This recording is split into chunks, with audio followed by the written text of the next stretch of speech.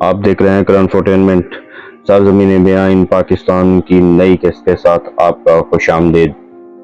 ناظرین اکرام، chief martial law administrator بننے کے بعد بھٹو نے 6 ماہ کے اندر پاکستان کے لیے عبوری آئین منظور کروایا۔ 17 اپریل 1972 کو یہ عبوری آئین منظور کیا گیا۔ اس آئین کے تحت بھٹو بیک وقت صدر، وزیر خارجہ، وزیر داخلہ، وزیر دفاع اور سپیکر قومی اسمبلی منتخب ہوئے۔ 25 مارچ 1969 سے جاری مارشل لا کا اختتام ہوا۔ 1972 کے اس عبوری آئین کے تحت بھٹو نے ایک بار پھر صدر کا حلف اٹھایا۔ پہلی بار حلف عوامی اجتماع کے سامنے راولپنڈی میں ریس کورس میں اٹھایا، جو کہ اس وقت کے چیف جسٹس حمود الرحمان نے لیا۔ ذوالفقار علی بھٹو برسر اقتدار آتے ہی 20 جنوری 1972 کو ملتان میں سائنسدانوں کی ایک کانفرنس منعقد کی تھی، جس کے بعد انہوں نے ایک وزارت سائنسی امور بنائی تھی، جس کے ذمہ ایٹم بم کی تیاری کے امکانات کا جائزہ لینا تھا۔ اسی سال 28 نومبر 1972 کو انہوں نے کینیڈا کے تعاون سے کراچی میں ایک اور ایٹمی بجلی گھر بنایا، لیکن ایٹم بم بنانے کے لیے یورینیم کی افزودگی کی جو تکنیک درکار تھی وہ دستیاب نہ تھی۔ 28 مارچ 1974 کو بھٹو صاحب نے ایک اور ایٹمی ری پروسیسنگ پلانٹ کے لیے فرانس سے بھی کامیاب مذاکرات کیے تھے، جن پر 18 مارچ 1976 کو دستخط ہوئے تھے۔ اس ایٹمی بجلی گھر سے 4000 میگا واٹ بجلی پیدا ہونا تھی، لیکن بھٹو صاحب کے جاتے ہی یہ معاہدہ امریکہ کے دباؤ پر منسوخ ہو گیا تھا۔ اسی دوران بھٹو صاحب کی تقویت اور آن لگی اور 17 ستمبر 1974 کو ہالینڈ سے ایک نوجوان سائنسدان ڈاکٹر عبدالقدیر خان کا ایک خط ملا تھا، جو ہوا کا ایک تازہ جھونکا ثابت ہوا۔ بڑے ڈرامائی انداز میں انہیں پاکستان لایا گیا تھا اور معاملات طے کرنے کے بعد 31 جولائی 1976 کو ڈاکٹر صاحب کی نگرانی میں پاکستان کے مشہور زمانہ اسلامیہ بم پر کام شروع ہو گیا تھا، جس کے لیے بھٹو صاحب نے اپنی شبانہ روز محنت نہ صرف کی بلکہ تمام وسائل فراہم کیے اپنی قوم کی بقا کے لیے۔ امریکی وزیر خارجہ ہینری کسنجر پاکستان کے دورے پر لاہور آئے۔ وزیر اعظم ذوالفقار علی بھٹو کے ساتھ امریکہ کے پاکستان کو فوجی اور اقتصادی امداد پر تفصیلی مذاکرات ہوئے۔ بعد ازاں ایک مشترکہ اعلامیہ بھی جاری ہوا، جس میں سب سے اہم بات جو نوٹ کی گئی وہ پاکستان کے 18 مارچ 1976 کو فرانس سے کیے گئے ایٹمی ری پروسیسنگ پلانٹ کے ایک معاہدے پر اختلافات تھے، اور یہ الفاظ نمایاں تھے کہ ایٹمی پلانٹ کے معاملے میں تصادم اور دباؤ کی پالیسی اختیار نہیں کی جائے گی۔ کسنجر نے بھٹو کو دھمکی بھی دی تھی۔ جب اس تناؤ کے بارے میں بھٹو سے پوچھا گیا تو بھٹو نے جواب دیا، بڑی طاقتیں ہی چھوٹی طاقتوں پر دباؤ ڈال سکتی ہیں، چھوٹی طاقتیں کیا دباؤ ڈالیں گی؟ بتایا جاتا ہے کہ اس رات جو اشاعہ دیا گیا اس میں بھٹو اور کسنجر میں جو مکالمہ ہوا، اس میں کسنجر نے بھٹو کو یہ مشہور زمانہ دھمکی دی، "We will make a horrible example of you"، یعنی ہم تمہیں ایک خوفناک مثال بنا دیں گے اگر تم نے ایٹم بم بنایا۔ اسلام آباد میں موجود مشن کے نائب سربراہ جیرارڈ فیورسٹین نے یہ اعتراف کیا تھا کہ بھٹو نے پاکستان کے ایٹمی پروگرام کو ختم کرنے کے لیے کسنجر کی دھمکی کو مسترد کر دیا تھا۔ اس ملاقات کے وہ عینی شاہد تھے۔ ایک پاکستانی ٹی وی چینل کو اپریل 2010 میں ایک انٹرویو دیتے ہوئے انہوں نے کہا، امریکہ پاکستان کے جوہری منصوبے پر تشویش رکھتا تھا اور کسنجر کو بھٹو کو متنبع کرنے کے لیے بھیجا گیا تھا۔ میں پروٹوکول افسر تھا۔ جب کسنجر پاکستان آیا تو وہ گاجر اور چھڑی کی پالیسی لے کر آیا تھا۔ گاجر A7 بمبار طیارے تھے، جبکہ چھڑی محض ایک دھمکی تھی جس سے براہ راست کوئی فوری خطرہ نہ تھا۔ امریکی انتخابات قریب تھے اور ڈیموکریٹس جیتنے کے لیے ایٹمی ہتھیاروں کے پھیلاؤ کے خلاف سخت پالیسی چاہتے تھے۔ اس کے لیے شاید پاکستان کو ایک مثال بنانا چاہتے تھے۔ امریکی دھمکی مسترد کرنے پر پاکستان کو پابندیوں کا سامنا کرنا پڑا تھا۔ اقتدار میں آنے کے بعد ذوالفقار علی بھٹو نے کمانڈر ان چیف کا عہدہ ختم کر کے چیف آف آرمی اسٹاف کا عہدہ آئین میں متعارف کرایا، اور اس عہدے پر برجوان ہونے والے پہلے جنرل ٹکا خان تھے۔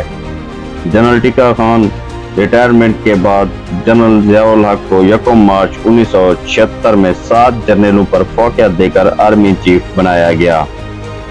ناظرین اکرام، بظاہر جنرل ضیاء سیدھے سادے جنرل تھے جن کو سیاست سے کوئی لگاؤ نہیں تھا، لیکن چیف آف آرمی اسٹاف بننے کے بعد انہوں نے وہ سیاست کی کہ ملک کا بیڑا غرق کر دیا۔ انہوں نے ملک میں دہشت گردی کو متعارف کرایا اور پاکستان پر دہشت گرد ملک کی ایسی چھاپ لگی کہ آج تک تمام تر کوششوں کے باوجود پاکستان یہ چھاپ نہ مٹا سکا۔ انہوں نے ایسے غلیظ اور جاہل مطلق کرپٹ اقربا پرور لوگوں کو سیاست میں متعارف کرایا جو پاکستان کو نہ صرف نچوڑ کر کھا گئے بلکہ پاکستان کی رہی سہی عزت کا بھی ہر وقت جنازہ نکالتے رہتے ہیں۔ 28 اپریل 1977 کو وزیر اعظم ذوالفقار علی بھٹو نے قومی اسمبلی اور سینٹ کے مشترکہ اجلاس میں خطاب کرتے ہوئے امریکہ کا نام لیے بغیر الزام لگایا کہ ان کے خلاف پی این اے کی پرتشدد تحریک امریکہ کے منصوبہ بندی ہے جو انہیں ایٹمی پروگرام شروع کرنے اور پاکستان کو خارجہ پالیسی آزاد کرنے پر ان کی حکومت ختم کرنا چاہتا ہے۔ انہوں نے سفید ہاتھی کا استعارہ استعمال کیا تھا۔ یہ پہلا موقع تھا کہ جب کوئی ذمہ دار پاکستانی حکمران ایک سپر پاور پر الزام لگا رہا تھا۔ اس الزام پر امریکہ کے وزیر خارجہ سائرس نے ایک احتجاجی خط لکھا تھا جس کو بھٹو 23 اپریل 1977 کو راجہ بازار راولپنڈی میں عوام کے جمع غفیر میں لے آئے تھے۔ مزے کی بات یہ ہے کہ یہ وہ دن تھا کہ جب بھٹو کی مخالف 9 جماعتوں ان کا گھیراؤ کرنے کے لیے لانگ مارچ کر رہی تھیں لیکن بھٹو جیسے لیڈر کو یہ ڈرا نہ سکے۔ ذوالفقار علی بھٹو نے اپنے سیاسی مخالفین کو سرپرائز کرتے ہوئے 1.5 سال قبل 7 مارچ 1977 کو عام انتخابات کا اعلان کر دیا۔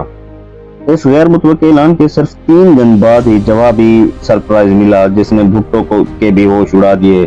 راتوں رات پاکستان کی 9 مختلف الخیال سیاسی اور مذہبی جماعتیں ایک بھٹو کے خلاف انتخابی اتحاد میں متحد ہو گئی تھیں۔ کسی کو کوئی شک نہیں تھا کہ پس منظر میں کون تھا۔ تاریخ میں اس اتحاد کو پاکستان قومی اتحاد یا پاکستان نیشنل الائنس کے نام سے یاد کیا جاتا ہے۔ عوامی زبان میں انہیں بھان متی کا کنبہ یا چوچو کا مربع بھی کہا گیا تھا۔ پاکستان قومی اتحاد کو حل کا انتخابی نشان ملا تھا اور 1977 کے انتخابات میں کل 216 میں سے 36 نشستیں حاصل ہوئی تھیں لیکن انہوں نے انتخابات کے نتائج کو تسلیم کرنے سے انکار کر دیا تھا اور ملک بھر میں مبینہ دھاندلیوں اور بے ضابطگیوں کے خلاف بھرپور پرتشدد مظاہرے ہوئے جنہیں عوامی ہمدردی نہ ملنے کے بعد نظام مصطفیٰ صلی اللہ علیہ وسلم کی تحریک بنا دیا گیا تھا۔ نوبت یہاں تک پہنچی تھی کہ لاہور میں متعدد ہلاکتیں ہوئیں اور مقامی طور پر مارشل لا لگانا پڑا۔ چند فوجی افسروں کی قوم سے محبت جاگی اور انہوں نے پرتشدد مظاہرین پر گولی چلانے سے انکار کر دیا تھا۔ اس کارنامے یا حکم عدولی کی بھٹو مخالف لابی بڑے فخر سے بیان کیا کرتی ہے۔ مخالفین کا ایک ہی مطالبہ تھا کہ حکومت مستعفی ہو لیکن بھٹو صاحب کا کمال تھا کہ انہیں وزیر اعظم تسلیم نہ کرنے والوں کو مذاکرات کی میز پر آنا پڑا۔ انتخابات میں مبینہ دھاندلیوں کے الزامات کے بعد جب مذاکرات ہوئے تو پی این اے کی طرف سے مولانا مفتی محمود نواب رسول اللہ خان اور پروفیسر غفور احمد نے نمائندگی کی۔ 5 جولائی 1977 کو معاہدہ پر دستخط ہونا تھے کہ اسی دن آئین کی خلاف ورزی کرتے ہوئے جنرل ضیاء نے مذاکرات کو سبوتاژ کیا اور بھٹو حکومت کا تختہ الٹ کیا۔ بھٹو کی حکومت ختم ہو چکی ہے۔ سارے ملک میں مارشل لا نافذ کر دیا گیا ہے۔ قومی اور صوبائی اسمبلیاں توڑ دی گئی ہیں۔ صوبائی گورنر اور وزیر ہٹا دیے گئے۔ لاہور ہائی کورٹ نے ایک متنازع اور یک طرفہ مقدمہ میں بھٹو کو سزائے موت سنا دی۔ بعد میں یہ کیس سپریم کورٹ میں بھی چلا، وہاں پر بھی ہائی کورٹ کے فیصلے کو برقرار رکھا گیا۔ رحم کی اپیل کی گئی لیکن جنرل ضیاء الحق نے اس کو بھی مسترد کر دیا۔ آخرکار 4 اپریل 1979 کو بھٹو کو تختہ دار پر لٹکا دیا گیا۔ ناظرین، جنرل ضیاء حکومت برطرف کر کے غاصبانہ قبضہ کیا اور بربریت اور صفاقی کا مظاہرہ کرتے ہوئے عوامی مینڈیٹ متفق آئین کو بوٹوں تلے رونتے ہوئے مارشل لا مسلط کر دیا اور اپنی پہلی تقریر میں 90 دن کے اندر الیکشن کرنے کے وعدے کر کے اپنی موت تک اس ملک کے مستقبل اور حال کو بحال کر کے طیارے کے ساتھ ختم ہو گیا۔